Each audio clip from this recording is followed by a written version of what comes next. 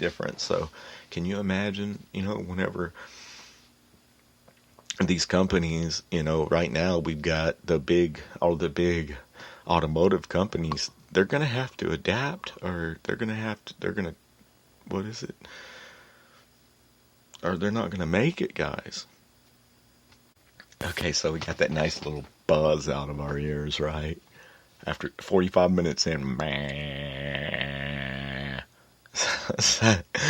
it sounded like, my old stepmom's vibrator turned on in the top drawer with nobody around, just going, meh.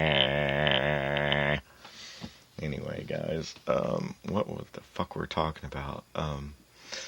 Yeah, how will autonomous cars change everything for us in the future? Okay, so we know the big car companies, they're gonna have to adapt, or they're gonna have to sink or swim, man. They're gonna have to adapt, or they're gonna die. So what do?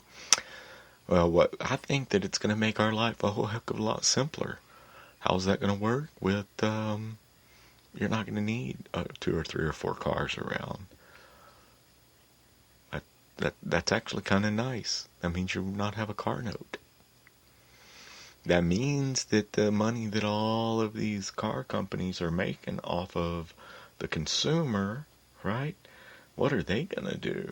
You know what I mean? The used car lot is no more. You're not going to have to go pick out a used car 10 years from now. It's a thing of the past. You're not going to have to teach your teenager how to drive. They don't need to know how to drive. They just need to get in the car, and it's going to take them wherever the fuck they need to go. With that and their smartphone, we're going to be a bunch of mindless zombies just roaming around the planet, bumping into each other, huh? Like, really?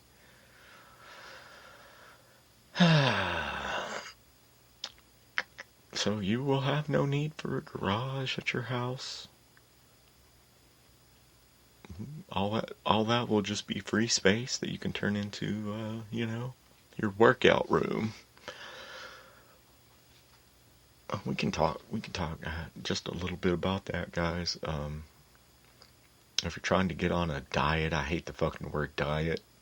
What I like to say is, what you need to, if you're thinking about dieting, with the holidays being here or not, really think about all of the real bullshit that the grocery stores, the fast food chains, places like that are trying to sell you. It's not food, man. It's just not food. You start putting some good stuff into your body. It's like putting nitromethane into a Top Fuel funny car, baby. It's going to run way, way better than putting some old bullshit into it. So think about that. Now, telling you good stuff, because it really does. It could change your life. Just not putting a bunch of bullshit into your body. You'd be surprised how addictive, like, sugar is. Haven't gotten 100% away from sugar myself. I'm trying. Not trying, I'm doing. Like, I don't use granulated sugar for fucking anything anymore. But you know what? Half the things that I get that even have the little good healthy man on the front that says good for you, guess what? Some of this, a lot of stuff has sugar.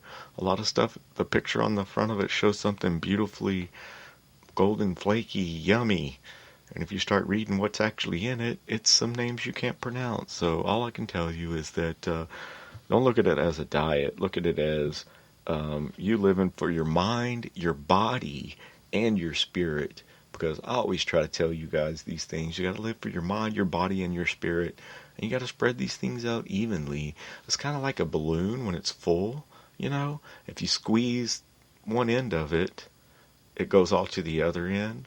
So if you're living too much for your mind, you know what I mean? Then that's the end of the balloon that's pooched out.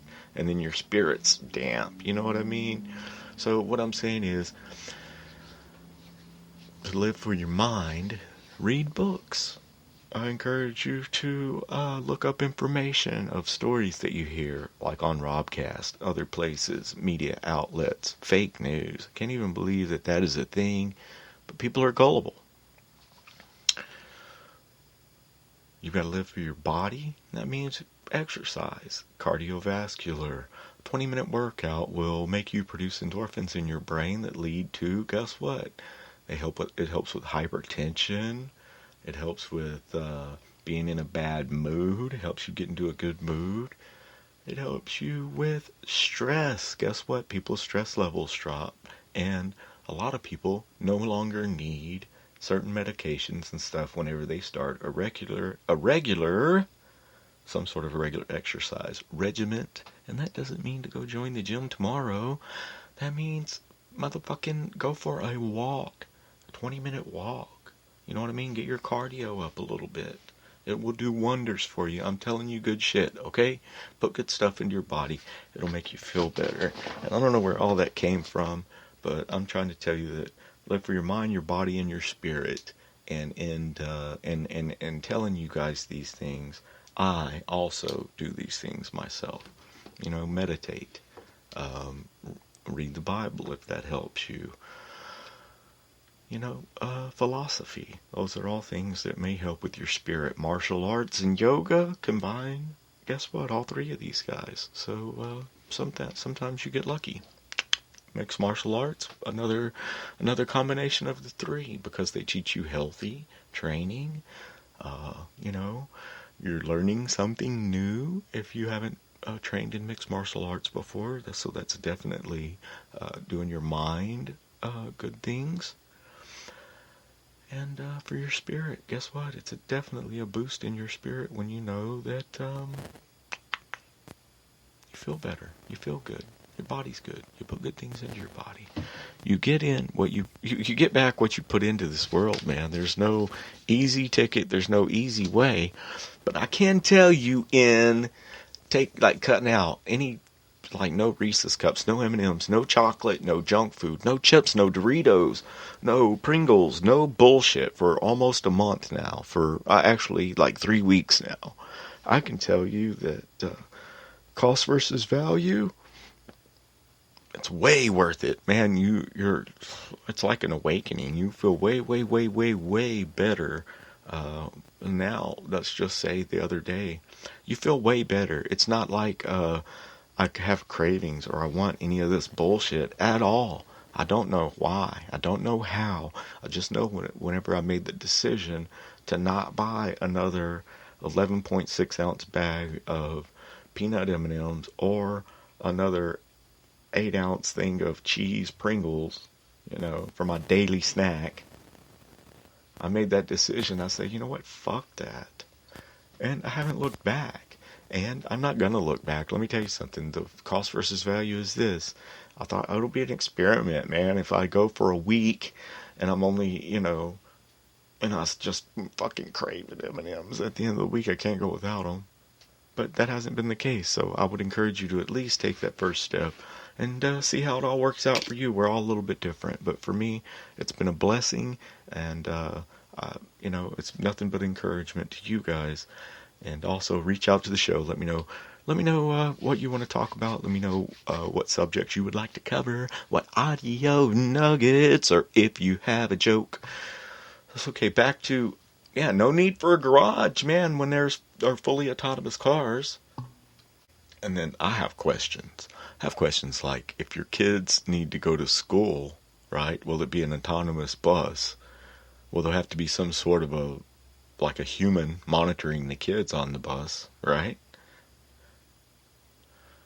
Or let's say the Oogle Oogle comes to pick up your kids for school to take them in the autonomous car. If they're underage, would you have to ride in that car with your children in order for the autonomous car to take them to school? Okay? Or, you know, I mean, I'm saying because now we have buses and then we have parents that ride and then we have kids that walk. And then there will definitely have to incorporate these systems to where, let's say you're walking down the road and you step on the highway. Well, you're going to have something that tells the car that you're there, other than, you know, the fact that what if you're wearing a gray suit and it's on a gray highway? So they're going to have, there are these things that they say, like right now, they'll incorporate things like if you have a mobile device, that any mobile device that's within the perimeter of wherever the car is traveling, they will pick up on that, and let's say they will see where you are and if you're within their path or not. I don't know. I'm saying, So yeah, I guess where will all the cars go when they're not needed? Because it'll be like 24-hour type thing. You'll have to have these huge freaking warehouses that maintain and you know, repair collision, do any kind of maintenance that these cars need to do, any kind of reprogramming or changing the parameters in their programs or updating their information, their systems and stuff. And yeah, so they'll all have to go to these. That'll probably be what the car dealerships turn into, be the places that these cars return to whenever they're not in use 24 hours a day. These places will just have to be doing their thing all the time. And I don't know. I don't know how it's all going to work out, man. We'll have to do some, like now, I mean, I mean, not now, but like right now, you get in your car and you drive it, your 67 Mustang Fastback, right? You can drive it around your 1969 Chevelle SS. You can get in and drive it around. Well, in the future, you'll have to be a member of a car club, and it'll be a closed course in order to drive your automobile. So, let's just say, now, if you do have a classic, you're not going to be able to just drive it up to Creek through Sonic or anything like that. So all of those, like, small American, like, will they, like, let's say, will somebody buy Sweeney, Texas and fence it off and make it a car club? No. I mean, but something like that, I'm sure there would be like, I don't know. There'll definitely be, it'd have to be a place that you could warehouse these cars, like a racetrack. The racetracks will just become car clubs now, to where whenever they're not racing, the people will be out there driving their old cars around the track, I guess. They'll have some, like, streets and stuff set up, maybe a drive-in theater. And what about motorcycles? All the people that ride motorcycles right now, I guess they're just shit out of luck. I guess they'll have to go to the car club to ride their bike, but even in the meantime, they're just going to be put out. If you ride a motorcycle from A to B, or if you're taking a ride across the country, whenever everything switches over to fully autonomous, what's going to happen to the motorcycle riders? Or are we going to have a mixture of people driving their own car with these fully autonomous cars?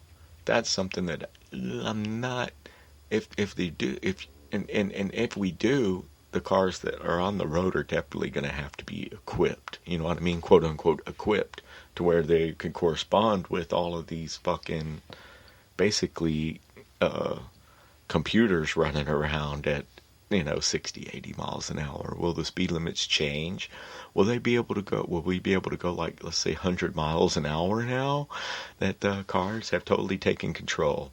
Whenever the computers totally can take control, and they've done, let's say, zero fatalities of these cars for, let's say, a couple of years, then we'll go, okay, we're doing great at like 65 mile an hour. Fuck it, let's go up to 90. Wow, we're doing great at 90. What's going to happen when we're fucking warping from one place to another, 250 miles an hour? The motherfucking Autobahn, you know what I mean, for autonomous cars. It could happen. It just depends. You know what I mean? I think a Tesla will go 200 miles an hour. It's just a matter of getting there safely. I think we have some obstacles in front of us. But I think that it's going to be interesting. It's definitely going to be interesting to see how it unfolds, and how these cars help us put money back into the bank instead of giving it to GM or Ford or whatever, because we all know, hell, that's the second largest investment that you make in your life, is buying cars. And you probably, if you think about it, you spend more on cars than you do on your damn house. Transportation is a big, big thing. Then what about big rigs? We're going to have fully autonomous big trucks out there fucking barreling down the highway, 50-something thousand pounds, just rolling the fuck out. Nobody driving it. So, I mean, how many people will be put out of jobs? The people that drive, the people that are in transportation, people at Uber, taxi drivers, What about trains? Are trains going to become fully autonomous?